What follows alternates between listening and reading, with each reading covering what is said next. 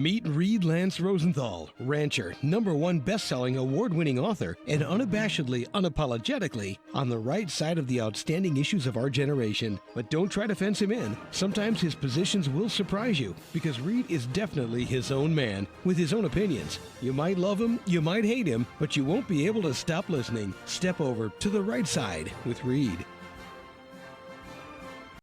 Howdy, listeners and viewers from coast to coast, the Gulf to Canada, and around the globe.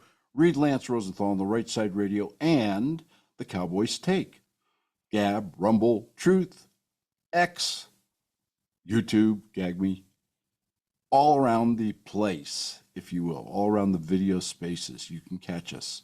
Please hit subscribe, hit like, ring the little bell if they got the little bell going on that particular venue or channel that you're watching. That is of immense assistance. Helps us get the word out and pass out the links to this show. Please do.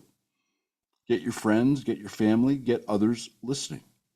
Do the same with other shows that you like, which carries kind of the same content. Next week, we're going to go into some historical stories, which I think are very apropos. Some of the former presidents of the United States who walked into situations not quite like the one Trump is walking into, but with many parallels, many similarities, and what they did. And Trump is kind of a student of history and a student of other presidents, and I think we may take a measure of the future from what these other folks did in other times, other days, with other problems, but with pretty much the same structure in place. So we're going to talk a little bit today about what Trump is doing and about the euphoria that surrounds his election. And listen, I'm euphoric too. But let's not let euphoria get us carried away from reality, because our problems are unfortunately too big for one man to solve. A lot's going to be left to his team. And they're really, in some cases, like 36 trillion in debt, difficult for even the best of teams to tackle. So I want to give you a little dose of reality here today so that you can think about it. And you can keep grinning and you can keep being happy and you can keep clapping your hands, but you need to know that some things are going to happen because they've been set in motion and there's nobody that can stop them. And some things, maybe they can be helped, but they can't be corrected, not just in 4 years. So we'll kind of keep our fingers crossed that the next administration is kind of like Trump's down the road. And the Democrats will do everything they can to make sure it is not. You can be assured of that. Which brings us to another thing I'm going to talk about today, and that is we didn't have the rampant election fraud we did in 2020 and in 2022. So the Republicans did a good job of shutting down a lot of stuff. Unfortunately, they blew it. I brought you the cases. In some instances by, they filed late by 4 days, so they were precluded from doing X, Y, and Z to maintain election integrity. I mean, that has to stop in the future. But all in all, they did a pretty good job. I mean, this was an election, I think, in most respects, we can kind of trust. And not just because of the outcome, just because the attempts at voter fraud, at least during the general election, got shut down. However, the Democrats, the progressives, the communists, they're kind of all synonymous. They don't go away, folks. They don't go away. They're like gum on your shoe. And they are pulling their usual Democratic escapades right now in Pennsylvania and in California and in several other, shall we say, locations where there are still contested fights going on. That's right. There's still fights going on. This is, 8 days after the election?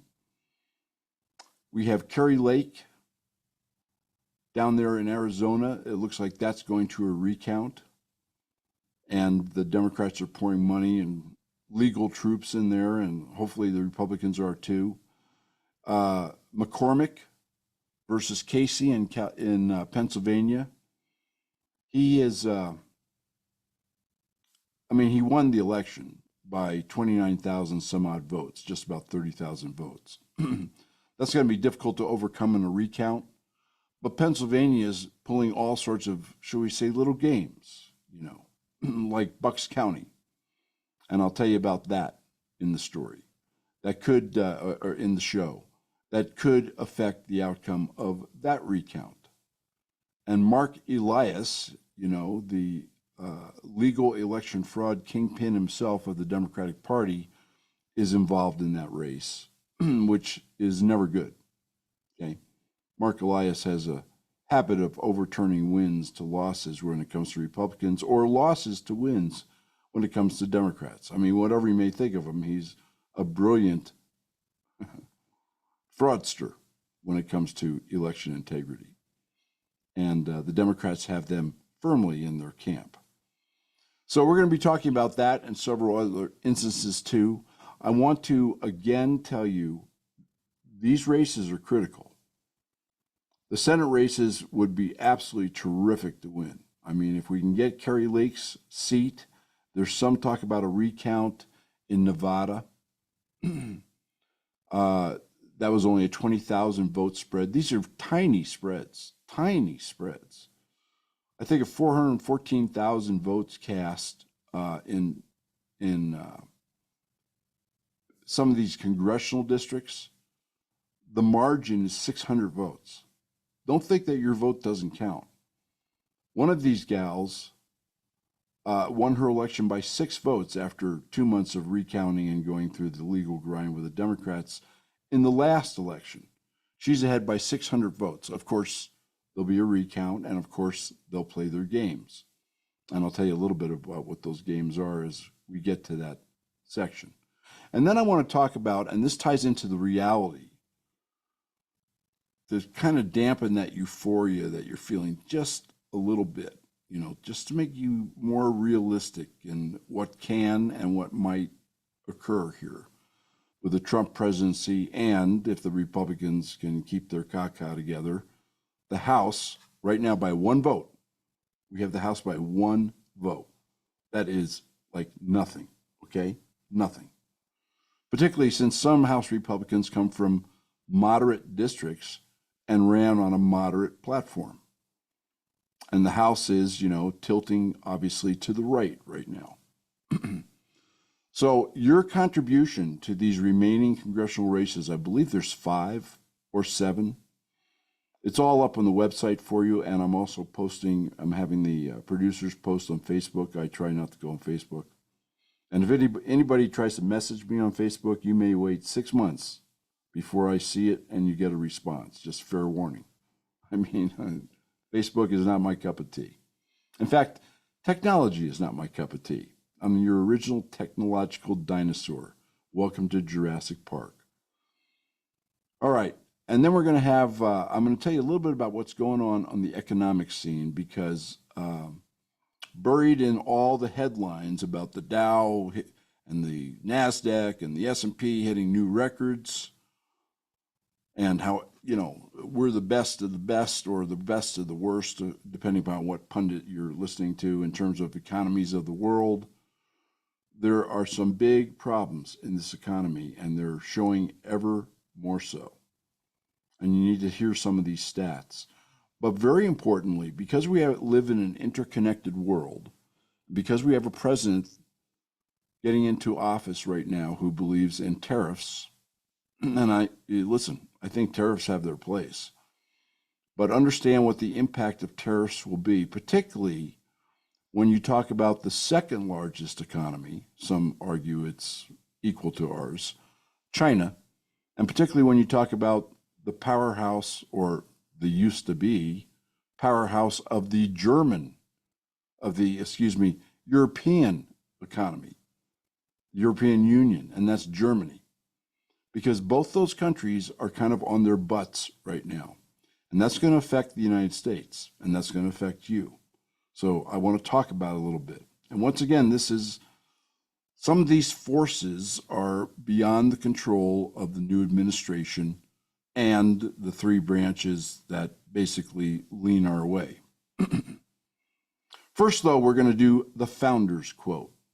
Okay, we'll catch up on tradition here since the last show I just kind of kept it to the minimum because I wanted to get the news out and get you folks sending some checks to these last congressional races, all of which have like legal teams, all sorts of clashes going on, recounts, accusations of voter fraud.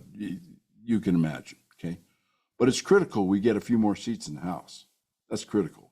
And it would be really nice to make sure they don't steal the seat in Pennsylvania that McCormick won and that Carrie Lake, who I happen to love, wins her hotly contested contest down there in Arizona against all odds, including maybe the most fraudulent location on the planet when it comes to voter integrity, and that's Maricopa County.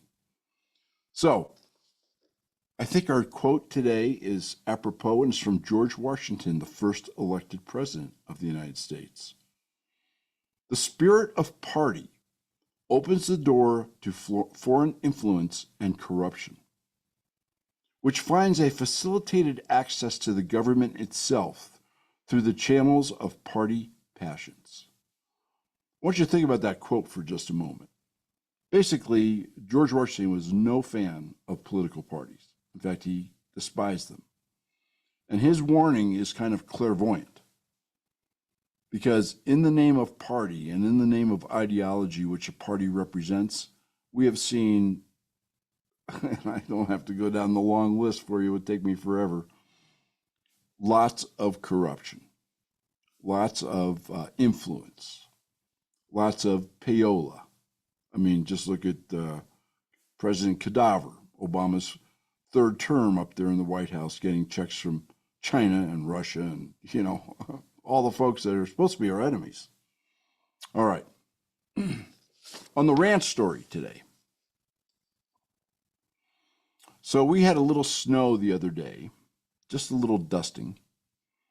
And it was just enough. It was just cold enough. It was just kind of a damp cold, kind of unusual for Wyoming, which usually, even though obviously Wyoming is the land of extremes and we have winter here. Yes, and it's winter when winter arrives. But it was just cold enough, and the snow had been preceded by a rain, and the rain had frozen, that I decided to help out our new ranch hand in fixing some rail and pole fence, jackleg fence, because trying to balance a 16 or 20-foot rail, which goes between the jacklegs, which are shaped like this, right? Big X's. You've seen them in Western movies, Western stories, and on ranches if you happen to be out west. Trying to balance one of those things by yourself, basically on an ice rink, is difficult. And anyway, the two of us worked on this for an hour or two, and we got it done. But it was not without lots of laughs and both of us being on our butt from time to time. So this is a kind of a short ranch story, but the moral of this story is, when you know you're on slippery ground, be prepared to fall. It's not how you fall, it's how you get back up. And you guys can take that to the bank. In the end, the job will be done. Okay. Let's talk about these elections. Once again, on the rightsideradio.com, the Take Action page, the recommended contribution page. Some of these stories I also have posted under Rat-a-tat-tat. Please go to ontherightsideradio.com, click on those links, they're right on the home page, and send $10, send $20, send $50, send what you can send. But particularly to the congressional races. And to the extent you can afford it, to Carrie Lake's race down there in Arizona and McCormick's recount mess that's going on in Pennsylvania. And some of the things I'm going to share with you today on the tricks that the Democrats are pulling will flat piss you off. Because the fraud they didn't perpetrate in the general election, they're going cojones to the wall to pull now, because they understand how important the House is. They understand the dangers to the Republicans and Trump's entire agenda with just having a one vote majority. So they're pulling out all the stops, and we need to do the same. So get off the couch, do it while you're listening to me, do it right after this show, but on the Right Side Radio, take action and recommended contribution page, or if you're on Facebook following the On the Right Side page, we have all the links posted there too, and some of these, shall we say, leaning toward fraud informative articles. And all those articles are, as always, posted on the website under election fraud, rat-a-tat-tat, and where necessary, treason. So Trump has been busy picking his cabinet, and he's trying to ram it through. He knows he has a kind of a narrow window to get a lot of stuff done before the honeymoon is over, shall we say, before the rhinos rear their heads and the Democrats figure out some kind of strategy to try and stop him, even though they're reeling right now. And he's named some interesting characters to various posts. Hegseth, 20 years in the Army, decorated, was in combat in 3 different theaters, is the new Secretary of Defense. You might also know him as a co-host on Fox and Friends on Fox News. I think the guy will be great. He has exactly the right attitude. I think he'll go in there and kick butt, get rid of the woke, and get rid of the generals that, shall we say, are political appointees rather than warrior appointees. And in today's environment, I think we need warrior appointees, not political appointees. And Elon Musk is going to have a seat at the round table, the Office of Government Efficiency. And he's going to be working with Ramaswamy, who I also like, by the way. I think he's terrific and really smart. You got 2 really smart guys who hate bureaucracy and hate wasting money. This is going to be very interesting. And then he named Matt Gaetz, a Republican congressman from Florida who is rather fearless, to Attorney General, to the Attorney General position.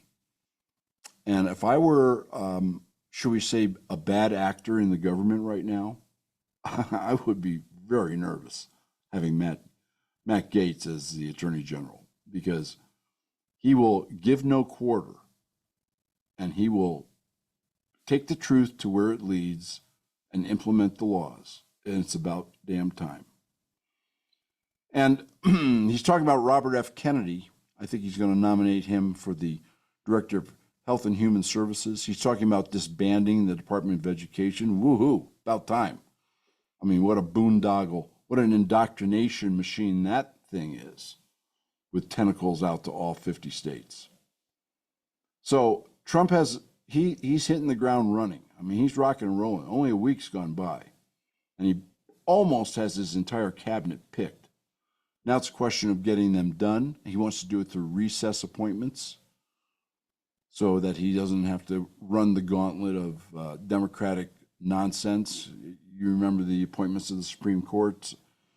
Yeah, well, they're going to pull the same thing with his appointment. They're going to do everything they can to slow him down, right? Trump resistance.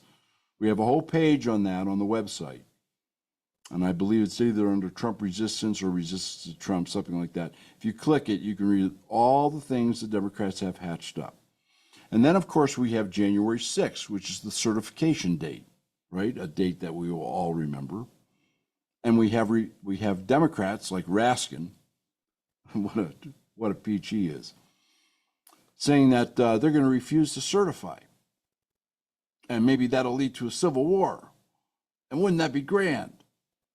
I'm not kidding. I mean, I think we're going to have the quote up here of, you talk about treason.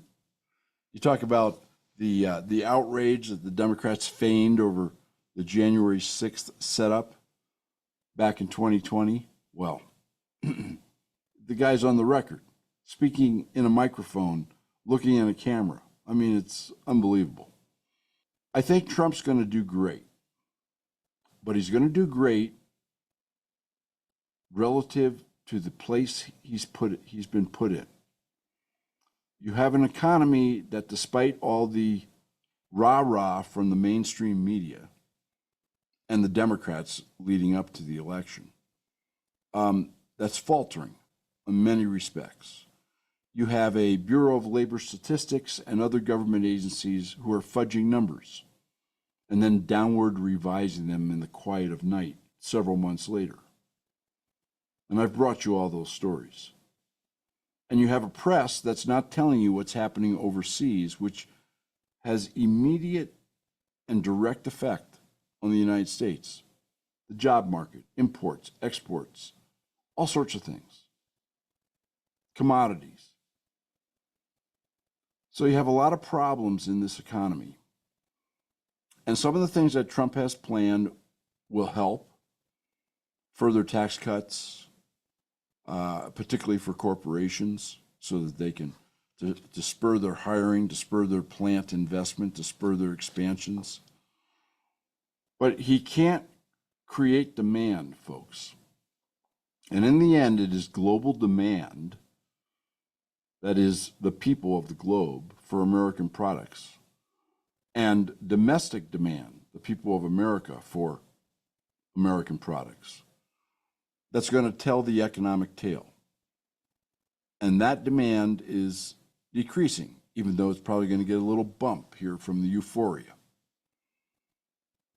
And you need to be aware that I don't think Trump can avoid a recession, that some of his policies like tariffs will result in higher prices here and have other detrimental effects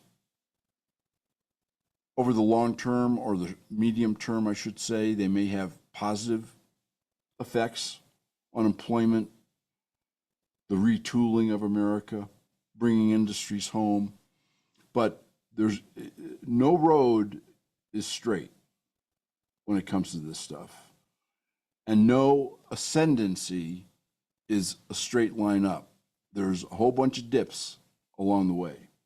And you need to be prepared for them, because some of them are going to be, in my opinion, fairly significant.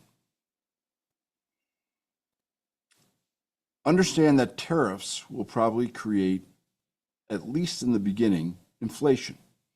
It's going to raise the cost of goods and services. So you might as well grit your teeth and get prepared for higher inflation. Now, hopefully, the medium and long-term effect of these tariffs will have just the opposite effect. It will bring prices down. But we have to get from here to there to get that done. And his tax cuts and all those things, which, by the way, I applaud, they're going to have the effect of raising the deficit. And that's going to have the effect of increased interest payments. And that's going to have the effect of the Fed having to print money. I mean, nothing moves by itself. This is all kind of a very convoluted and interconnected ball of twine, is the economy of the United States and the economies of the rest of the world, all intertwined. And the way that ball rolls will be affected by how the twines unravel, or how they tighten into a nice, firm, round, fuzzy object that makes everybody smile.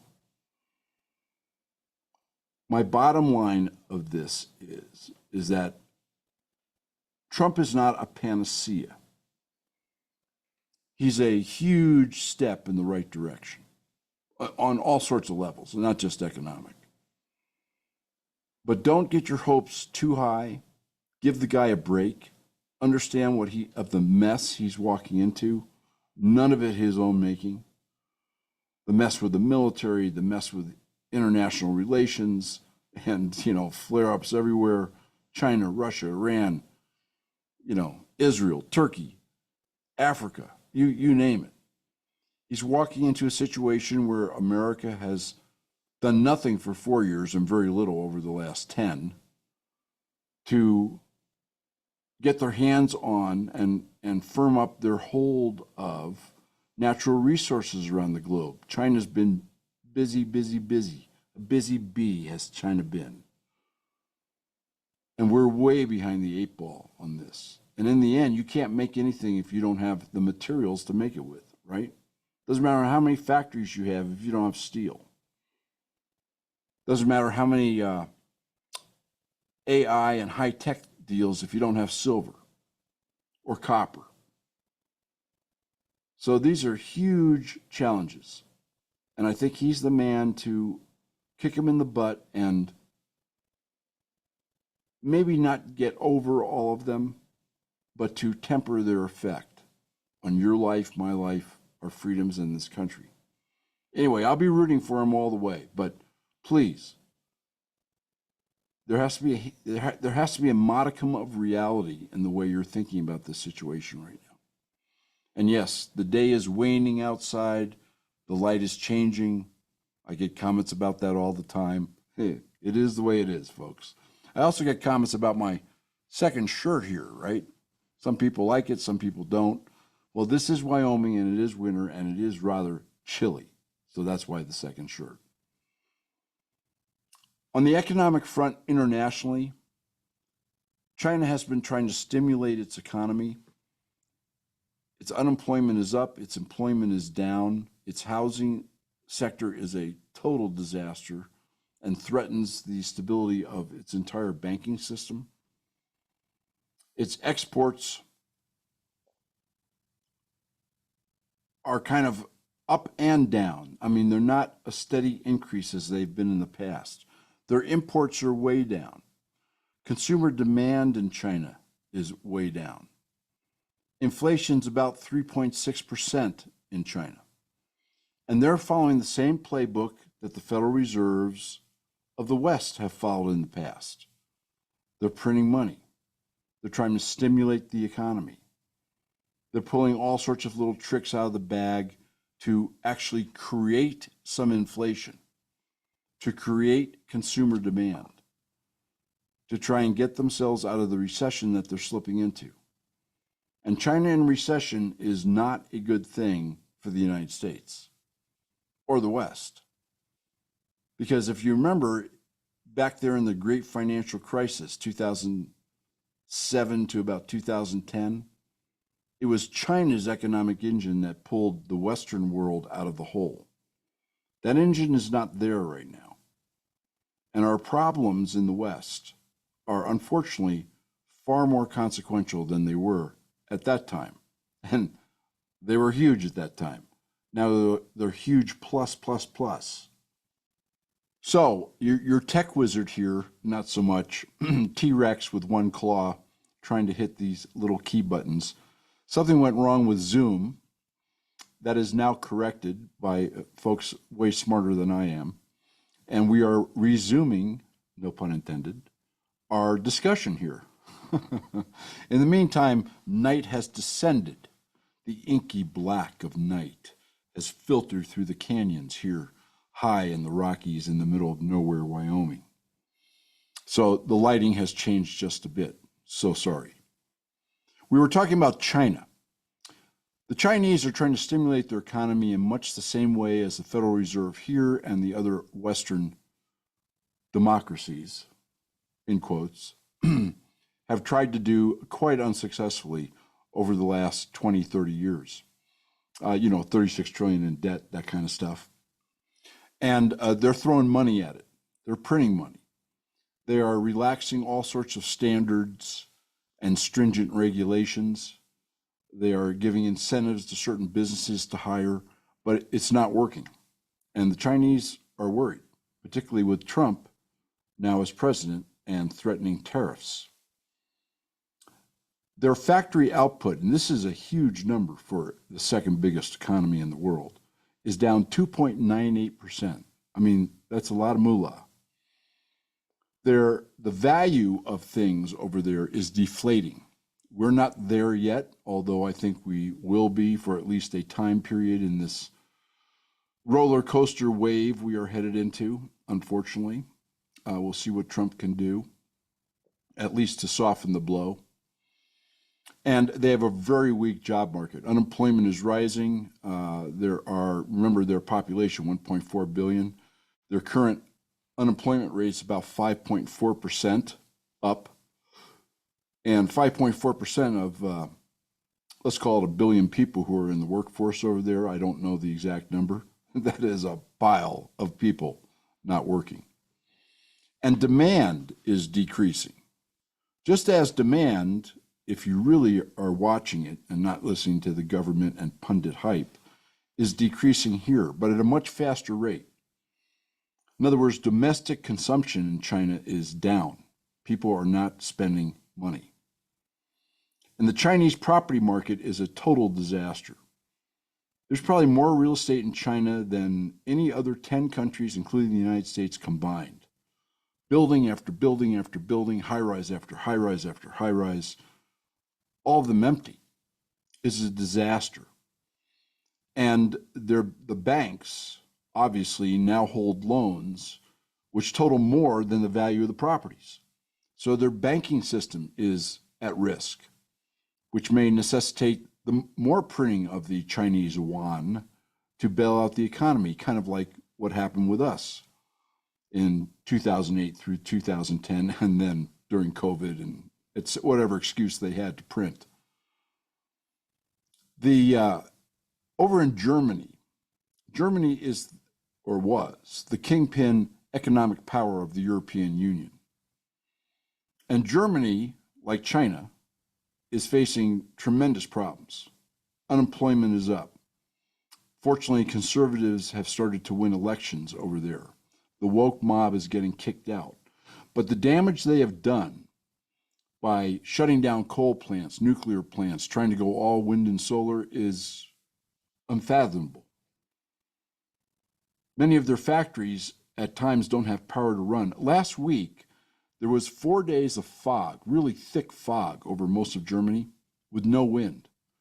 All that solar and all those wind turbines that they put up, none of them were producing squat.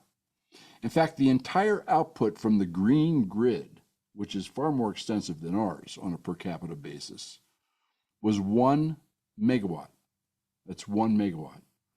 1 megawatt, folks, wouldn't even power half a mid-sized town here in the United States. Does that give you an idea?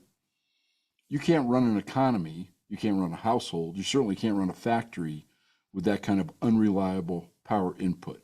There's a lesson here for those who promote the new Green Deal. I hope you watch what's happening over there if the mainstream media ever, talks about it.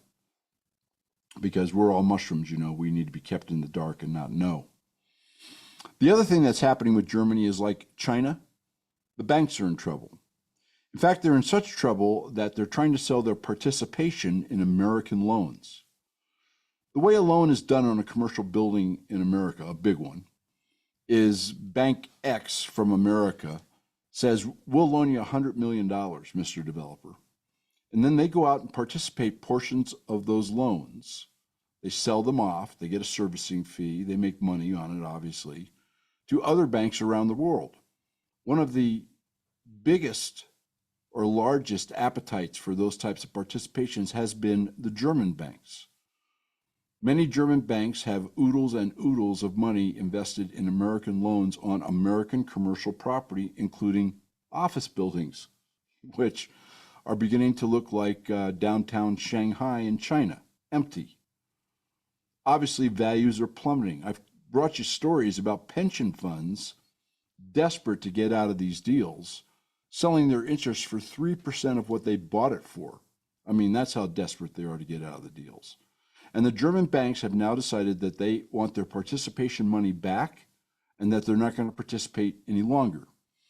This, of course, is going to put pressure on American banks and the American banking system. You see how all this is intertwined?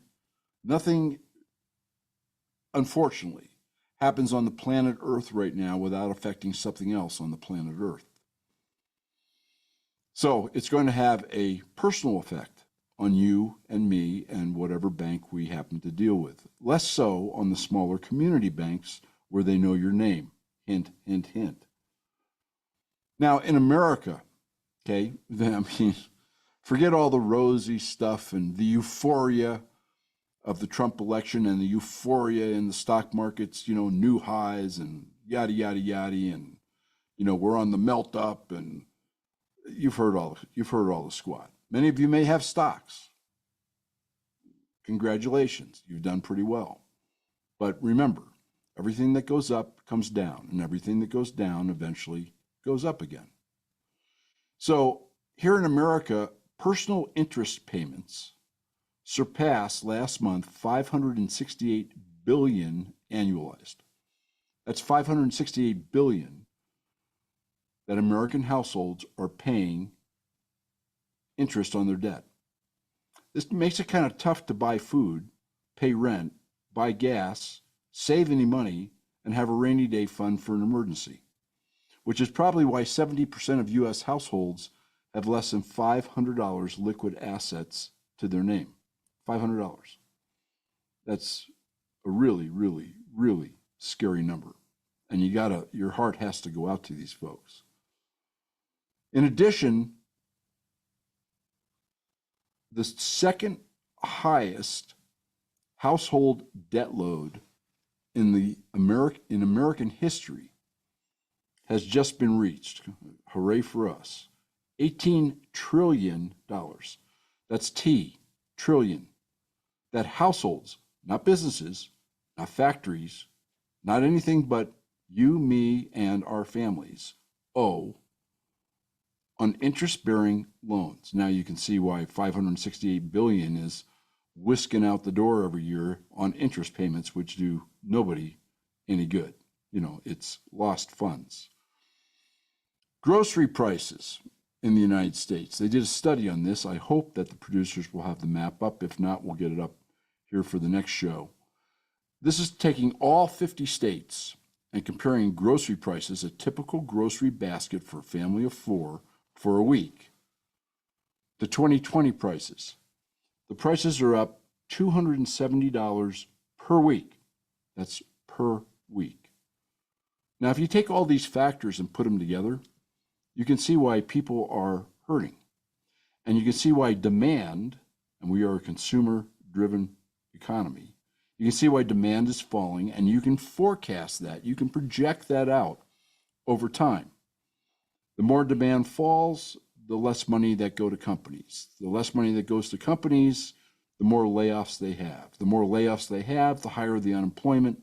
The less money people have, the further demand falls. It's a loop, and not a pleasant one. And unfortunately, we are at the beginning of it. Once again, there may be some things that Trump can do to soften the blow, but I'm not sure we can avoid the blow, even with him and his team, which he's rapidly putting together, in office. And then we have election fraud, because this election is not over. I told you this a week ago. I think I was the first one to tell you it's not over. We're either 5 or 7 House seats away from finally determining the number of votes that conservatives have in the House. Right now we have a one single person majority. Now, given rhinos and given the fact that some Republicans are from moderate districts and promised moderate voting records, that is a really, really, really razor-thin edge. And Trump has appointed 3 sitting, now reelected, Republican congressmen, fortunately from mostly reliable Republican districts since there'll be special elections, to various cabinet and ambassador posts. Elise Stefanik, who happens to be great, has been appointed to ambassador to the United Nations. Good, give him hell, Elise. And Matt Gaetz has been appointed as Attorney General. The deep state might be just shaking in their boots just a tiny bit at that one. Good choice, good choice.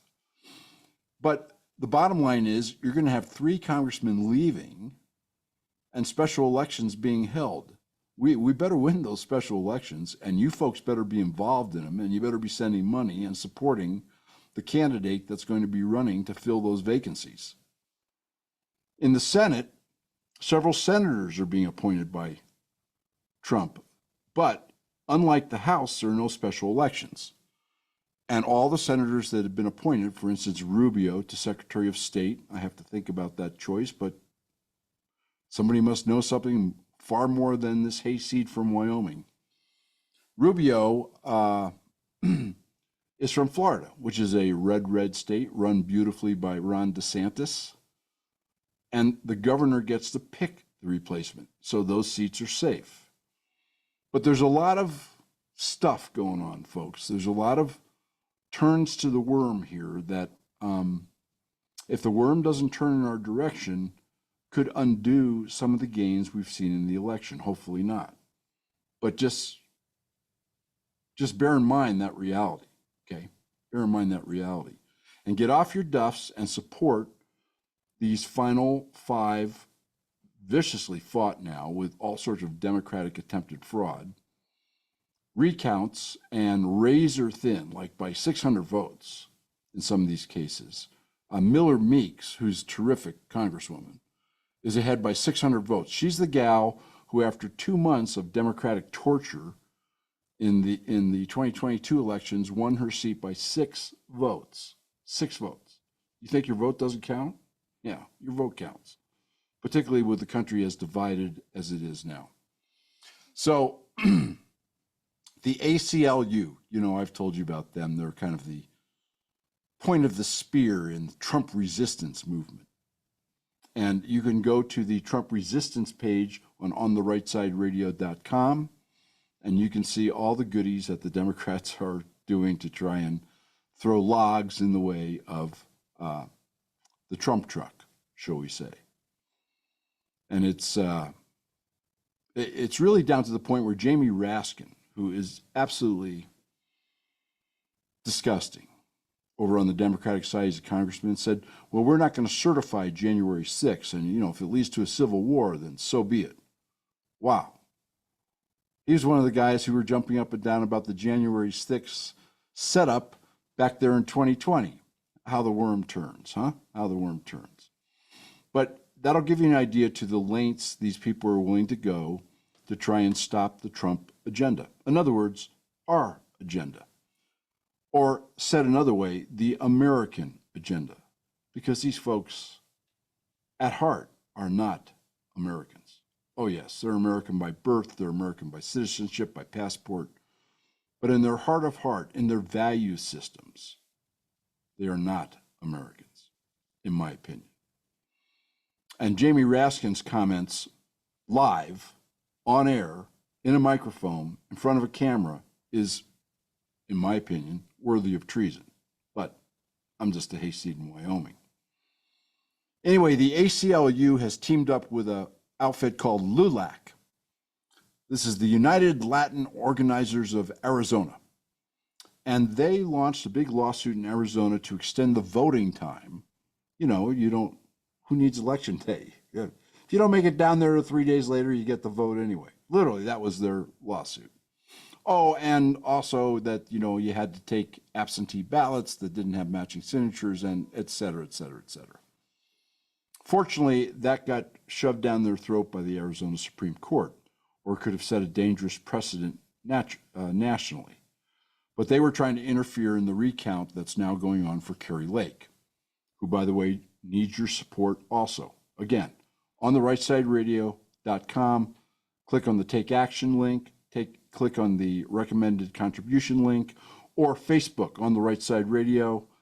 We have all the links posted right there. Just click on them, send some money, particularly to these congressional races, and secondarily, although I want to see both of them win, to the McCormick recount in Pennsylvania, which we're about to talk about, and the Kari Lake recount, which we just did talk about, and the Democratic shenanigans in Arizona.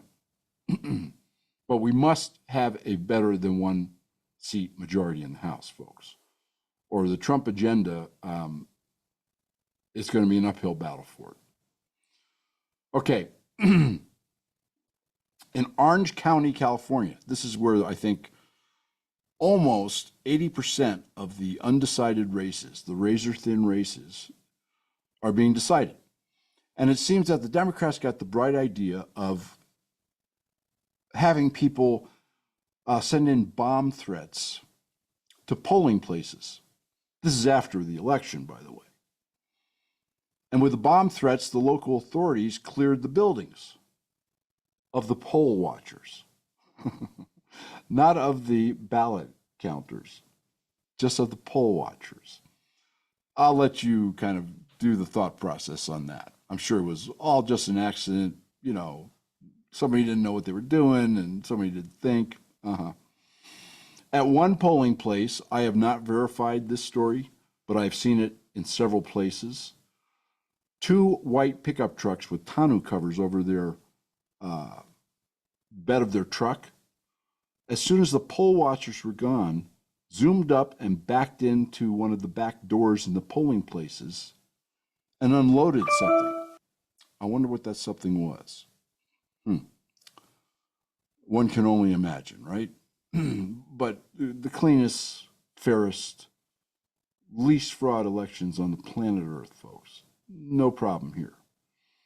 You can do your part by sending some money to the teams, and all the links are there for you, either Facebook or on therightsideradio.com, that are fighting this Democratic crap in all these recount and razor-thin seats. We must pick up 2, 3, 4, hopefully all 5 or 7, whatever's outstanding seats in the House. It's really critical in a whole bunch of ways. Remember, the House controls the purse strings, folks. The House controls impeachments. The House controls investigations. The House is kind of your first line of defense, if there is such a thing, on Capitol Hill. All right. I've kind of given you the overview here, and my intent is not to rain on your parade, to put a pin in your euphoria, your euphoric balloon. It's simply to bring you down to earth a little bit and make you think realistically, and to get you off the couch. Like during this show or right after, once I'm done here in just a minute or two, go to ontherightsideradio.com, go to On the Right Side Radio on Facebook, click on those links, send some money, $10, $20, $30, $50, whatever you can afford. It's one of the best investments you'll ever make. We are on the 1/4 yard line. Let's push the ball over the goalpost, shall we? This is really, really important. Let's finish this thing. Let's finish it.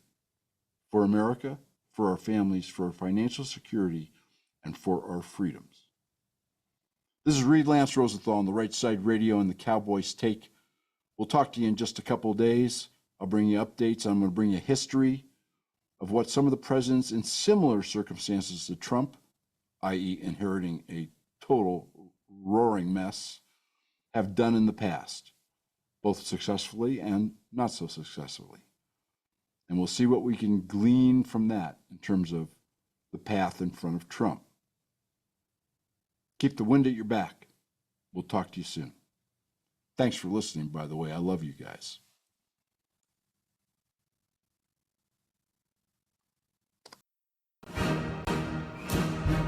Please remember, if you've missed any shows, just click on Show Archive and you'll find all of his shows. We look forward to seeing you here again next week for another episode of Reed Lance Rosenthal on the Right Side.